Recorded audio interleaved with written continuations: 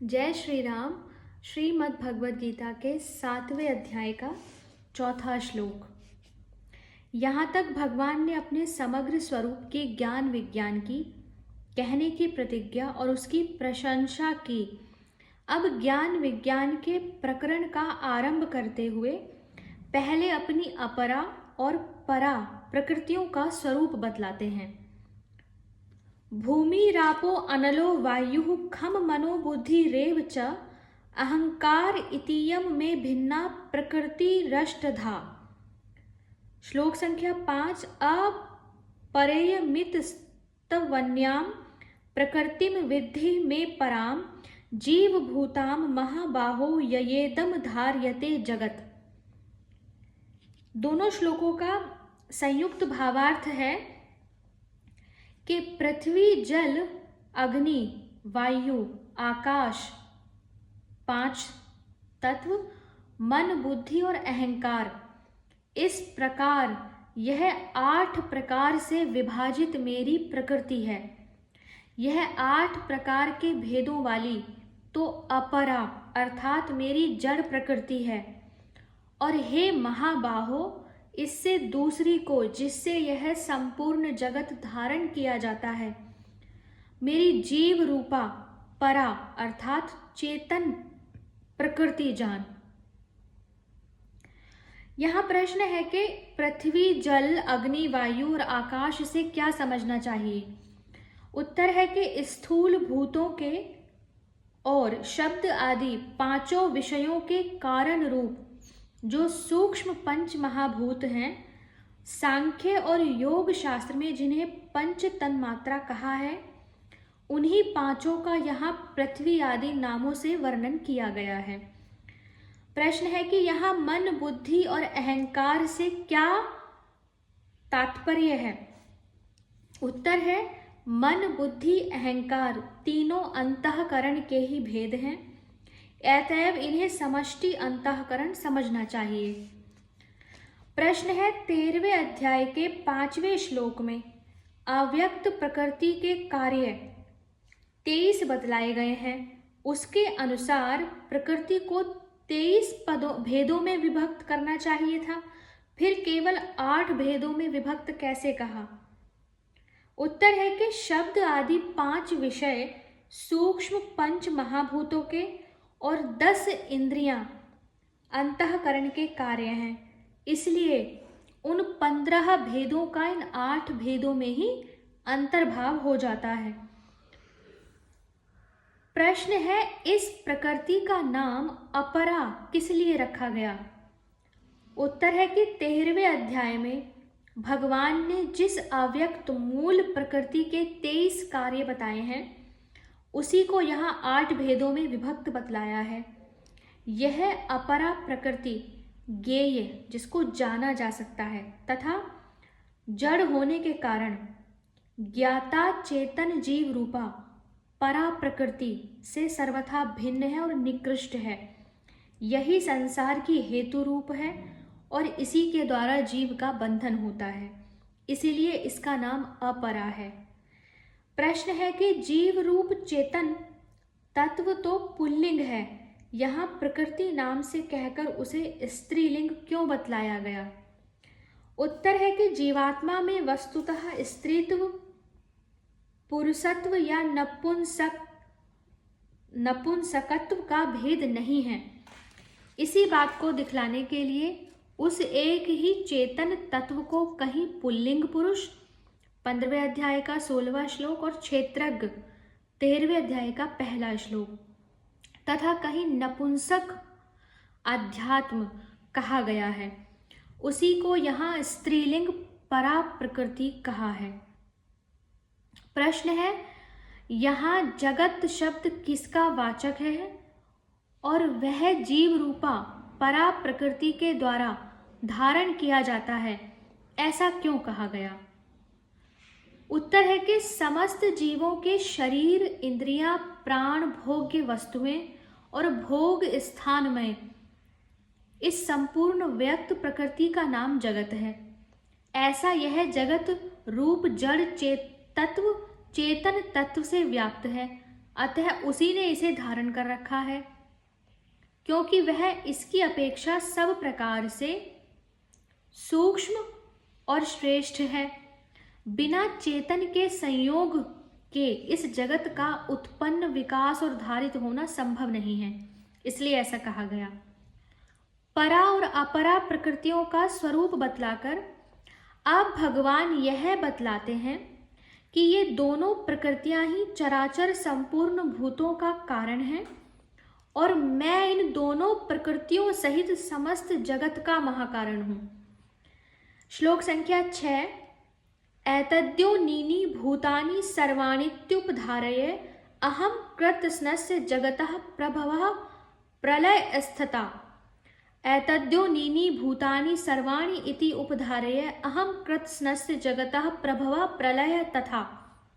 अर्थात हे अर्जुन, तू ऐसा समझ कि संपूर्ण भूत इन दोनों प्रकृतियों से ही उत्पन्न होने वाले हैं और मैं संपूर्ण जगत का प्रभव तथा प्रलय हूं, अर्थात संपूर्ण जगत का मूल कारण हूं। प्रश्न है, यहां सर्वाणी विशेषण के सहित भूतानी पद किसका वाचक है तथा अपरा और परा ये दोनों प्रकृतियां उसकी योनि कैसे हैं? उत्तर है कि स्थावर और जंगम। स्थावर यानी कि अचर और जंगम यानी चर, जितने भी छोटे बड़े सजीव प्राणी हैं, यहाँ भूतानी शब्द पद जो है उन सभी का वाचक है। समस्त सजीव प्राणियों की उत्पत्ति, स्थिति और वृद्धि इन अपरा और परा प्रकृतियों के संयोग से होती है, इसलिए उनकी उत्पत्ति में ये दोनों ही कारण हैं। यही बात 13वें अध्याय के 26वें श्लोक में क्षेत्रज्ञ के नाम से कही गई है। प्रश्न है कि संपूर्ण जगत किसका वाचक है तथा भगवान ने जो अपने को उसका प्रभव और प्रलय बतलाया है, इसका क्या अभिप्राय है? उत्तर है, इस जड़ चेतन और चराचर समस्त विश्व का वाचक जगत शब्द है। इसकी उत्पत्ति, स्थिति और प्रलय भगवान से ही और भगवान में ही होते हैं। जैसे बादल आकाश से उत्पन्न होते हैं, आकाश में रहते हैं और आकाश में ही विलीन हो जाते हैं तथा आकाश ही उनका एकमात्र कारण और आधार है, वैसे ही यह सारा विश्व भगवान से ही उत्पन्न होता है, भगवान में ही स्थित है और भगवान में ही विलीन हो जाता है।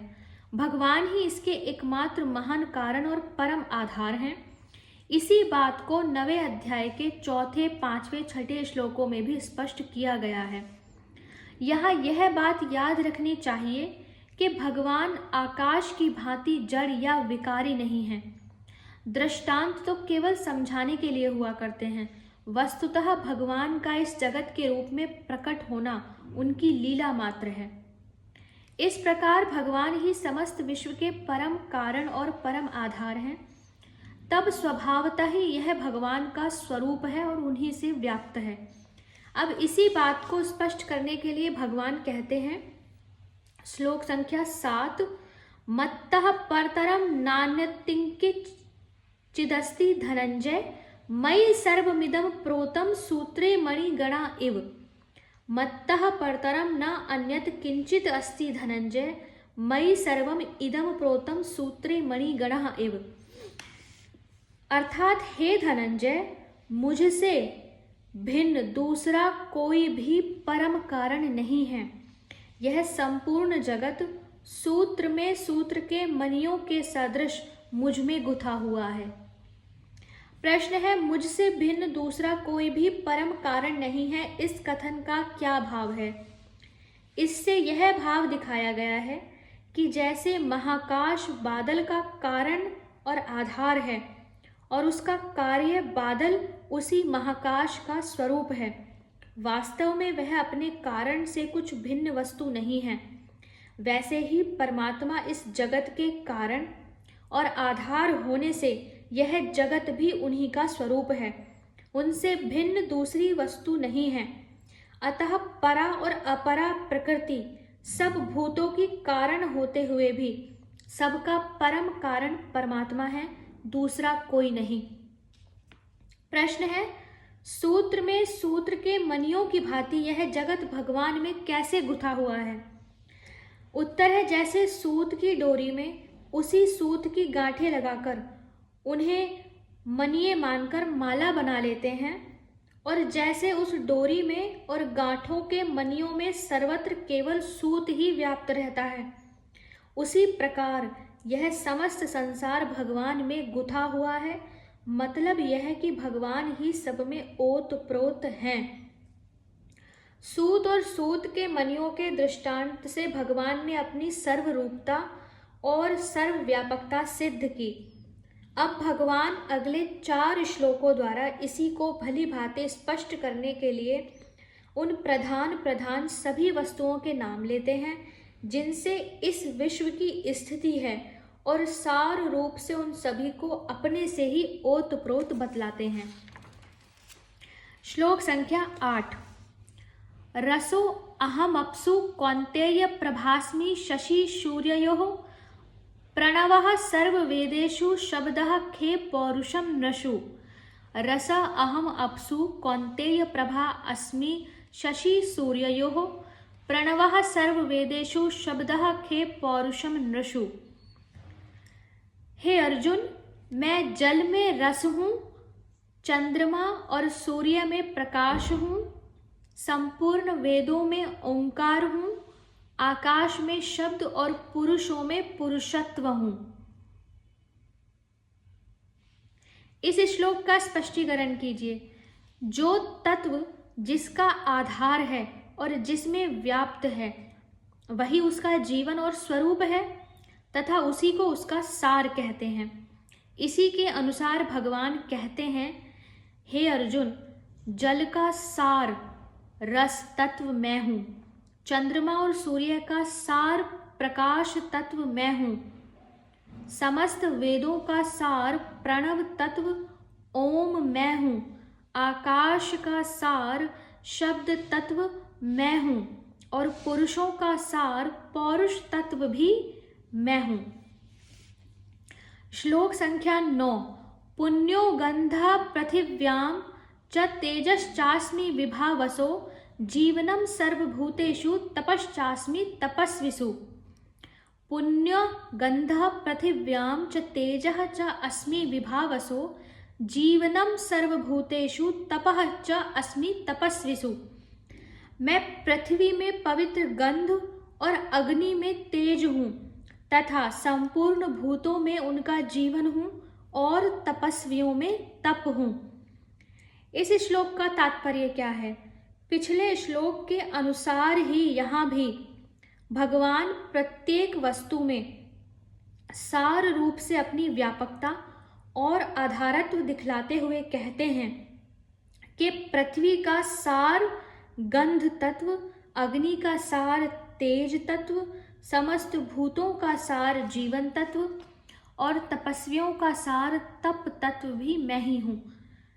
प्रश्न है, यहाँ गंधा के साथ पुण्य विशेषण देने का क्या अभिप्राय है? उत्तर है, इससे यह बात दिखलाई गई है कि यहाँ गंध शब्द से विषय रूप गंध का लक्ष्य नहीं है, पृथ्वी की कारण रूपा गंध तन्मात्रा का लक्ष्य है। इसी प्रकार रस और शब्द में भी समझ लेना चाहिए। प्रश्न है, सर्वभूत शब्द किसका वाचक है और जीवन शब्द का क्या अभिप्राय है?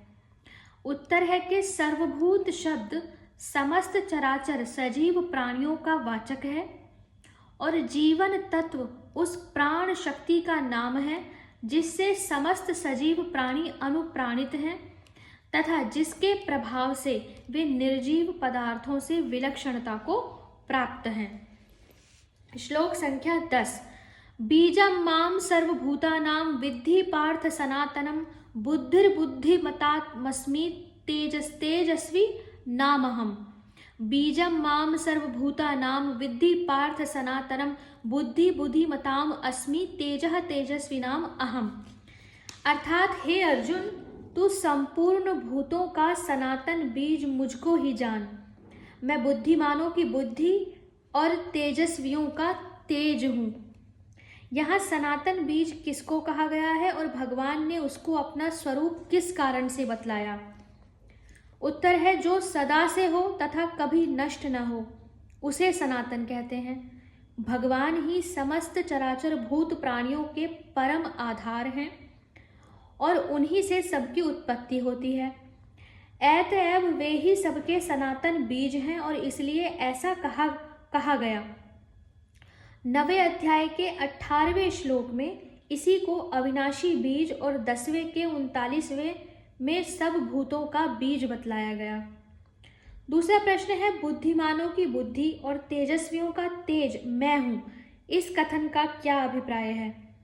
उत्तर है संपूर्ण पदार्थों का निश्चय करने वाली और मन इंद्रियों को अपने शासन में रखकर उनका संचालन करने वाली अंतःकरण की जो परिशुद्ध बोधमयी शक्ति है उसे बुद्धि कहते हैं। जिसमें वह बुद्धि अधिक होती है उसे बुद्धिमान कहते हैं। यह बुद्धि शक्ति भगवान की अपरा प्रकृति का ही अंश है। अतएव भगवान कहते हैं कि बुद्धिमानों का सार बुद्धि तत्व मैं ही हूँ और इसी प्रकार सब लोगों पर प्रभाव डालने वाली शक्ति विशेष का नाम तेजस है। यह तेजस तत्व जिसमें विशेष होता है उसे लोग तेजस्वी कहते हैं। यह तेज भी भगवान की अपरा प्रकृति का ही एक अंश है, इसलिए भगवान ने इन दोनों को अपना स्वरूप बतलाया है। श्लोक संख्या 11 से आगे की वीडियो में पढ़ेंगे। हरे कृष्णा।